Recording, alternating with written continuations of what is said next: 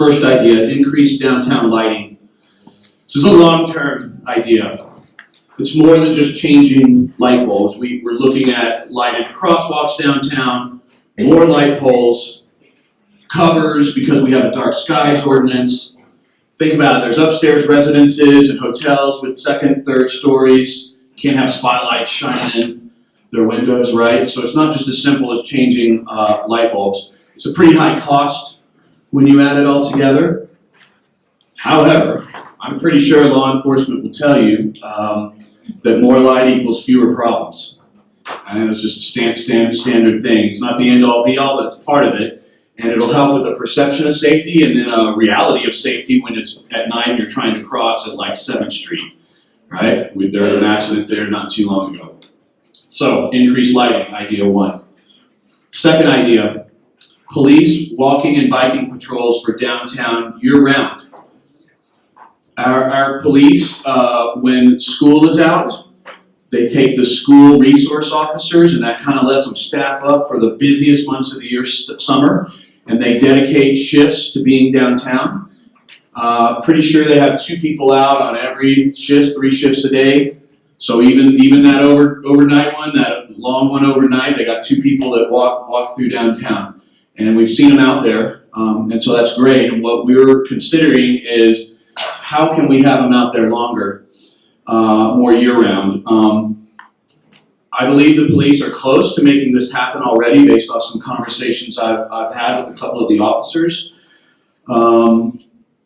Basic idea is to be on bikes and patrol our problem areas, downtown, River Trail being 2 of the ones that come to mind for me immediately. When you have a bike like this, when you go on a bike like this and you're constantly riding, it's not a Schwinn, right? Like you need a high-end bike, and so they're going to cost some money. And so one little thing to consider on this idea is we're going to need some money to help outfit these bikes. And I think that's a great way that all of us can help with a small donation. Okay, I'll have to take questions later, so just make a note of that and I'll come back to you. Next idea, I want to talk about something called a homeless outreach team that another law enforcement officer told me about. And the concept here is to get sheriff's officers as well as police together on a team. And in essence, their job would be anytime they see someone that appears to be in need, to get out of the car or whatever they're doing and approach them and ask them, how can I help you? Not come at them with punitive stuff, but in a helping manner, outreach, homeless outreach team. And do that constantly, even if you just saw that person 4 or 5 hours ago. And the hope there is that we'll actually help some people when they're ready to access services. This team will understand services and have some special training on how to interact with this part of our community. I think also as a byproduct, someone in a badge coming up to you 4 or 5 times a day is going to make your life perhaps a little less comfortable. Okay? Even though they're coming in a spirit of helping. Does that make sense? Just another idea. Okay, here's a bigger idea. Hire private security. So this is what Denver has done. In their downtown group, hired private security to patrol 16th Street Mall, right? But they're not cops, they're not police. They probably have a uniform on, so they look official, but they're not police. There's concerns with people that look like police that aren't police, and that can just get problematic. There's liability, major liability that you got to be prepared for, major costs for insurance, I would imagine, and money to hire people to do this. But the upside could be more eyes and ears on the streets. But I wonder, how many? Is it 1 per block? Is it 1 for every 2 blocks? When do they start? When do they stop? So there's some questions on that, a lot around cost and that liability, and then it would have to really work very closely with police to figure out if there's a way to mesh that. Does that make sense?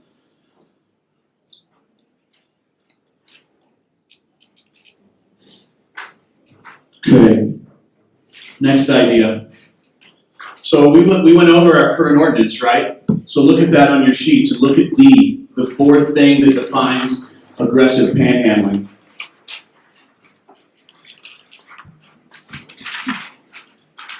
That language there around take evasive action makes it very hard, I believe, to enforce. Right? And so let's say a tourist is walking up the street and they see someone up ahead that looks scary and they cut across and they go up the other side. Evasive action? Can you write them a ticket for that? No. Now you get right up on them and they're scaring you and you literally run away and call it in. Okay, that's evasive action. But I just think it's a hard one to pinpoint. And so I've asked the city attorney if he would be willing to take a look at refining that ordinance, and he is open to it. There are other communities that have these ordinances called sit and lie ordinances, which in short say you can't sit or lie down on the sidewalks. And there's some specific things in those ordinances that we believe we can use on our existing one to refine it and make it a little easier for law enforcement, honestly, to interpret and enforce. Next idea.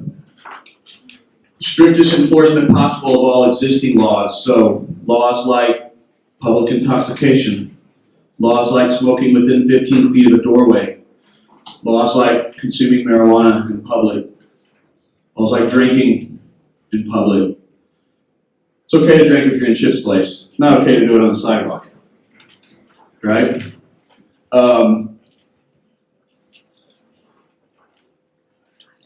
Enforcement is not the one-size-fits-all solution here. If you speak with officers to get their responses to how that works, I've been told by officers that many times when they write a ticket to someone, the offending party just laughs at them because they go to court and they're indigent and they can't pay, and it kind of stops. And so it's very frustrating for law enforcement, as you can imagine, and for all of us. So I do think some laws and some changes are in order. It's not the one thing that's going to fix this. There's no one thing that will fix this. You need multiple things, right? So just temper expectations a little bit, but I like that idea of tweaking that existing ordinance to put some language in that says you can't sit and lie down on the sidewalks. And we have some specific examples from other communities that we can lean on that so far our good friends at the ACLU have not challenged in court. Okay?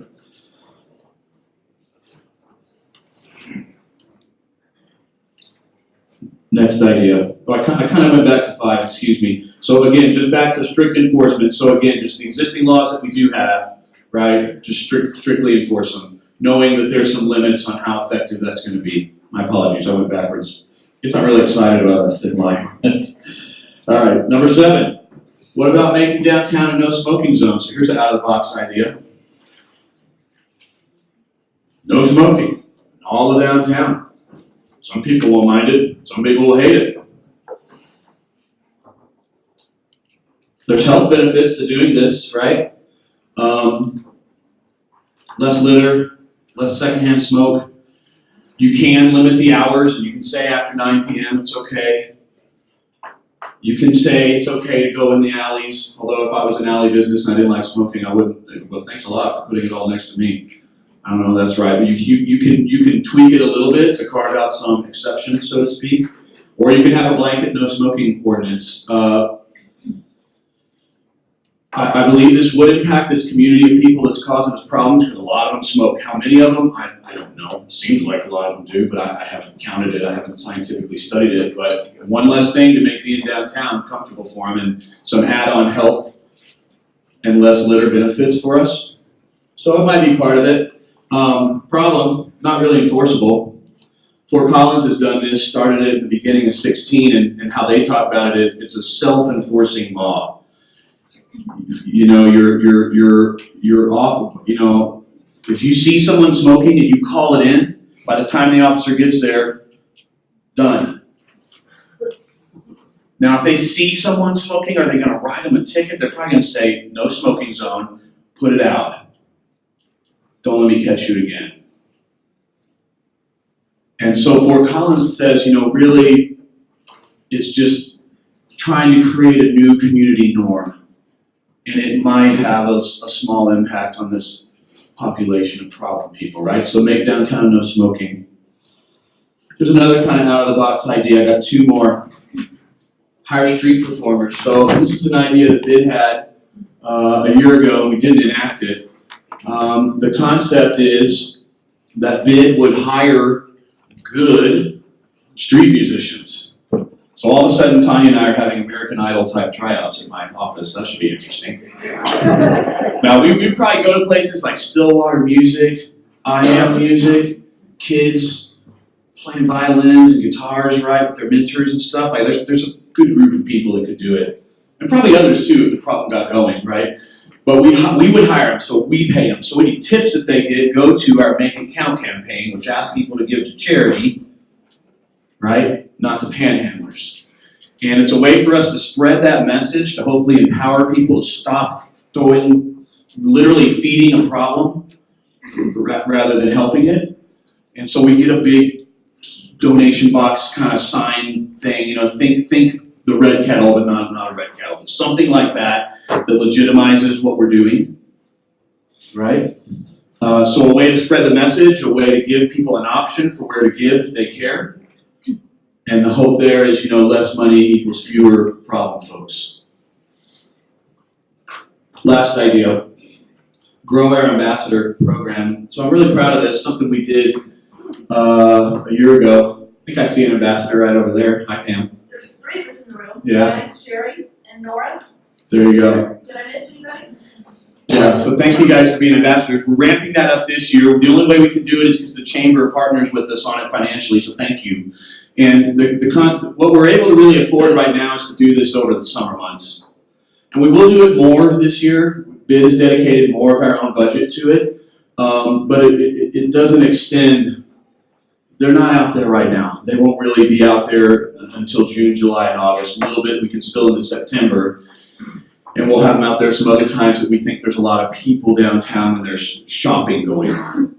But these folks can have a little bit of an impact on this problem because if you encounter a panhandler, it can leave a bad taste in your mouth. But the next block, you meet Pam or Sherry, who are the friendliest damn people you've ever met in your life, and they literally walk you to where you need to go. You are more likely to leave downtown with at least an even impression of it, and most likely it might even wipe out the little bad stuff that was in your head when you saw someone that made you uncomfortable. So they do have an impact on this problem. And so what if we could have them out there for more months? What if we could figure out a way where they could be more proactive in spreading the Make It Count message? Hey, don't give to panhandlers, give to charities.